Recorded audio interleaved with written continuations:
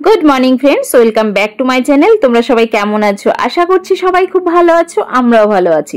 তো আমার ছোট্ট ইউটিউব পরিবারের সকল সদস্যদের জানাই হ্যাপি নিউ ইয়ার। নতুন বছর তোমাদের অনেক অনেক ভালো কাটুক, অনেক সুন্দর কাটুক। বছর নতুন হোক বা পুরনো, সংসারের কাজ কিন্তু একই থেকে যায়, তার মধ্যে কোনো রকম পরিবর্তন পাওয়া সম্ভব নয়। কারণ জীবনে বেঁচে থাকতে গেলে সংসারের কাজকর্ম করতেই হবে, মানে খাওয়া দাওয়া করতে হলে সংসারের কাজকর্ম করতেই হবে। তো দেখো, গেল বছরের ভিডিও মানে পুরনো বছরের ভিডিও আজকে নতুন বছরে তোমাদের সামনে নিয়ে আসলাম। তো কালকে রাত্রে আজকে নতুন বছর আমি কি বলছি, কিভাবে বলছি কিছুই বুঝতে পারছি না। আমি কিছুতেই ভয়েস মানে এডিটিং করতেই পারছি না, যতবার বলতে যাচ্ছি ভুলই হয়ে যাচ্ছে, জানি না কেন। তো এর আগে এতটা ভুল কোনোদিন হয়নি। দেখো মুড়ি খাচ্ছে আর মুড়ি বিছাচ্ছে। চানাচুর নেই, পোহা বানিয়ে দিই একটু। কি করছিস? তো পিহু মুড়ি চাইলো, কিন্তু চানাচুর নেই, আর চানাচুর ছাড়াও মুড়ি খেতেই চায় না, এমনি মুড়ি তো খাবেই না। আর দেখো এই বড় জারটায় আমি মানে একসঙ্গে মুড়ি এনে দেয়, তো ওটাই ঢেলে রাখি, আর এই ছোট কৌটোটায় কিছু কিছু করে ঢেলে নিই। আর আমাদের প্রচন্ড মুড়ি লাগে, আমরা সবাই মুড়ি ভালো খাই। তো চানাচুর নেই বলে আজকে মুড়ি খেতে পারলো না পিহু, তা ওকে বলছি একটু পোহা বানিয়ে দিই, পোহা খা। কারণ বাদাম দিয়ে পেঁয়াজ দিয়ে বানালে সেটাও একটু ভালোই খায়, ওই জন্য চলে আসলাম পোহা বানাতে। অনেকে অনেক রকম ভাবে পোহা বানায়, তো আমি কিভাবে পোহা বানাই বা আমি কিভাবে শিখেছি সেটাই তোমাদের সাথে আজকে শেয়ার করছি, চলো। তো আমি পোহা বানাতে শিখেছি ফার্স্ট যখন কোয়ার্টারে গেছিলাম চেন্নাইতে, তো ওইখানে শিখেছি। তখন আমি রান্না বান্না কিছুই জানতাম না।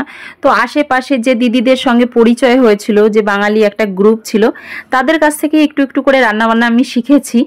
তো তাদের কাছ থেকেই যেভাবে রান্না শিখেছি এখনও কিছুটা সেইভাবেই চলে। আর বাড়িতে এখন শাশুড়ি মায়ের কাছ থেকে যেটুকু শিখেছি ওই আর শ্বশুর মশাই, এদের মানে রান্না বান্নারই কপি করে আর কি চলে। আর মাঝে মধ্যে নিজে হয়তো একটু নিজের মতো করে রান্না করার চেষ্টা করি। তো দেখো আমি বাদামগুলোকে আগে ভেজে নিলাম, আর দুটো শুকনো লঙ্কা ভেজে নিলাম। শুকনো লঙ্কাটা ভেঙে দিইনি, কারণ ঝাল হয়ে যাবে, ঝাল হলে ওরা খেতে পারবে না। তারপর পেঁয়াজটা দিয়ে দিয়েছি, পেঁয়াজটা একটু ভাজা ভাজা হলে তার মধ্যে আমি চিড়েটাকে দিয়ে দিচ্ছি। আর চিড়ের মধ্যে একটু হলুদ আর লবণ মিক্সড করে নিয়েছি। তো আগে মিশিয়ে নিলে ভালো হয় জিনিসটা, তেলের ওপরে দিলে হলুদটা পুড়ে যায়। তো দেখো রেডি, মানে বেশিক্ষণ লাগে না, কড়াইয়ে দিয়ে কিছুক্ষণ নাড়াচাড়া করলেই রেডি হয়ে যায়। আর বেশিক্ষণ নাড়াচাড়া করলে আবার মানে শক্ত হয়ে যায় আর কি, ভাজা ভাজা হয়ে যায় বেশি, তো অতটা ভালো লাগে না খেতে। তো এর সঙ্গে আরও অনেক কিছু অ্যাড করা যায়, আমি বাচ্চাদের খেতে দেবো বলে বেশি কিছু অ্যাড করি না। আর এর সঙ্গে ধনেপাতা অ্যাড করলে খুব সুন্দর লাগে খেতে, কিন্তু আমার মেয়ে ধনেপাতা একদম খেতে চায় না। ও ধনেপাতা দিলে সেগুলোকে বেছে বেছে বেছে বেছে খাবার খাবে, যার জন্য খাবার খেতে অসুবিধা হয়। তাই আমি ওর খাবারে চেষ্টা করি যাতে ধনেপাতা না দেওয়ার। আর সকালের ব্রেকফাস্টটাই হচ্ছে মেন, ওটা যদি ভালোভাবে না করে তাহলে নিজের ভালো লাগে না একদম। তো দেখো আমরা সবাই মিলে একসাথে বসে খেয়ে নিয়েছি। তো আমার খাওয়া হয়ে গেছে, আমি খেয়ে দিয়ে চলে এসেছি বাইরে। এই জায়গাটায় ড্রেনটা প্লাস্টার করে দিয়ে গেছে, আগে একটু ভাঙা ভাঙা ছিল, তো তারপরে সেটা ঠিক করে দিয়ে গেছে। তো বলে গেল যে জল দিতে, তো দুদিন একটু জল দিয়ে রাখতে বললো।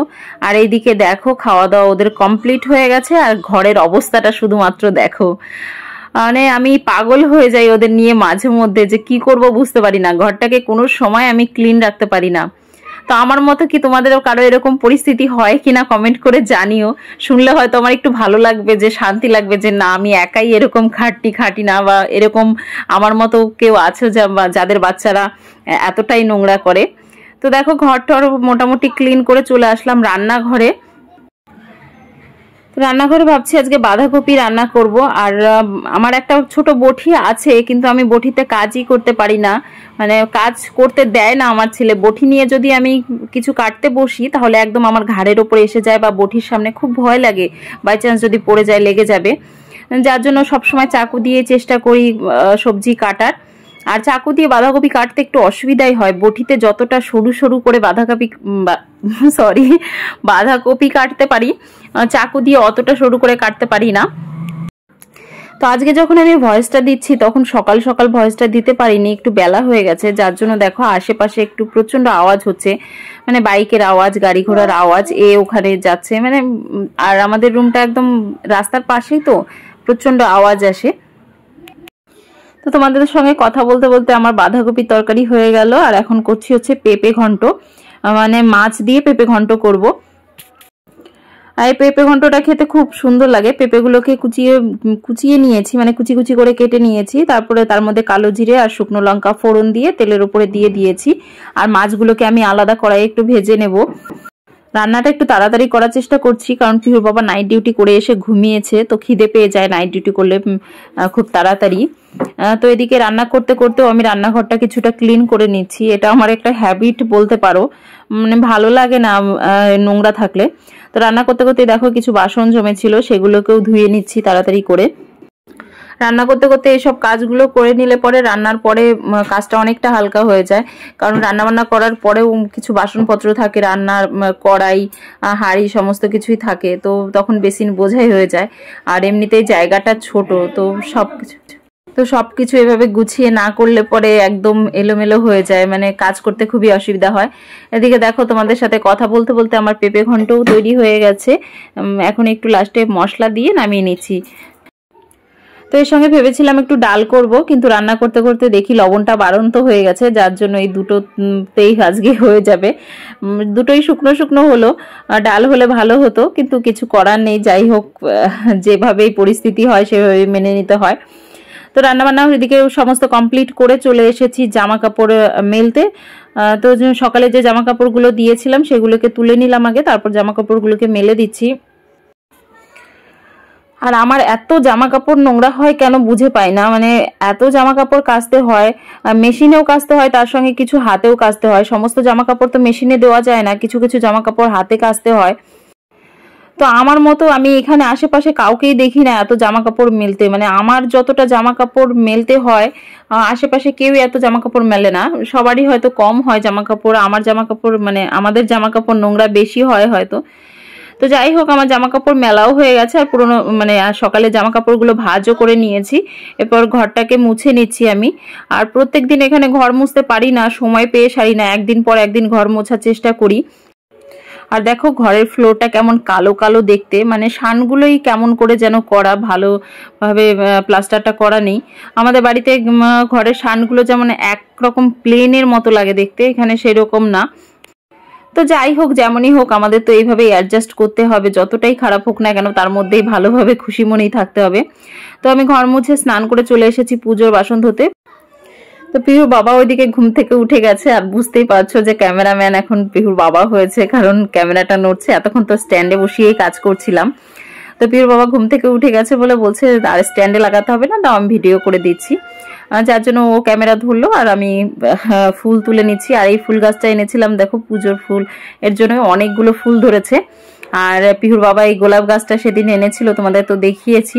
তো হাজারি গোলাপ, এটা ছোট ছোট একদম ছোট ছোট হয়েছে। তো এই গাছটাও এই পুজো মানে পুজোর জন্যই কেনা হয়েছে। পুজোর ফুলের খুব মানে সমস্যা হয় এখানে। আর একটা জিনিস দেখবে, ফুল দিয়ে পুজো করতে না পারলে একদমই ভালো লাগে না, মনে হয় যেন পুজোটা কমপ্লিটই হলো না, কেমন যেন একটা খালি খালি লাগে। তো আমার এটা মনে হয়।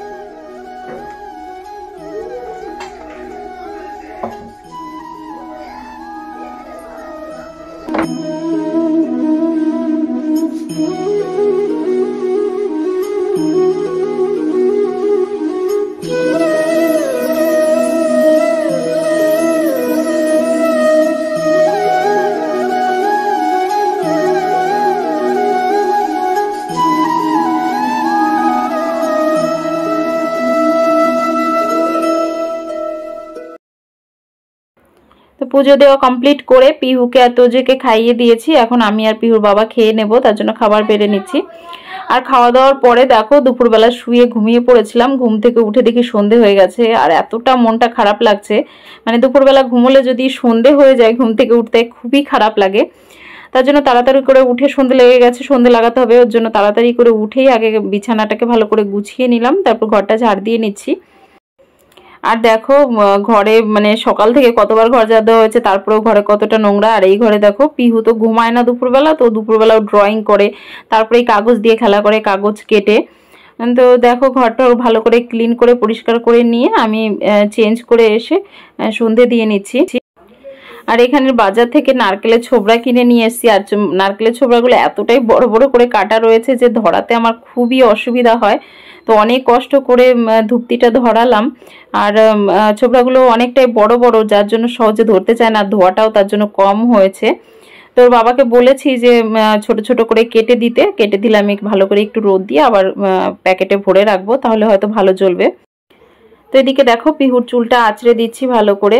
আর দিনের মধ্যে প্রায় 3-4 বার ওর চুলটা আঁচড়াতে হয়, না হলে প্রচন্ড জট পেকে যায়। কারণ ও ছোট তো, বালিশে এখানে ওখানে মানে উল্টো পাল্টা ভাবে শোয়, যার জন্য চুলে প্রচন্ড ঘষা খায় আর চুলটা এলোমেলো প্রচন্ড হয়ে যায়। তো কিছু জামা কাপড় ভাঁজ করা বাকি ছিল, তো সেগুলোকে ভাঁজ করে নিলাম। তো এরপরে পিহুকে একটু বই নিয়ে বসাবো, তারপর যাবো রান্না বান্না করতে রাত্রের। তো চলো আজকের ভিডিও এ পর্যন্ত শেষ করছি। তোমাদের ভিডিওটা কেমন লাগলো অবশ্যই কমেন্ট করে জানিও। ভালো লাগলে একটা লাইক শেয়ার করো, আর চ্যানেলে যদি নতুন হয়ে থাকো তাহলে চ্যানেলটি অবশ্যই সাবস্ক্রাইব করো। তোমাদের সঙ্গে দেখা হবে নেক্সট ভিডিওতে। ততক্ষণ তোমরা সবাই খুব ভালো থেকো, সুস্থ থেকো এবং সাবধানে থেকো।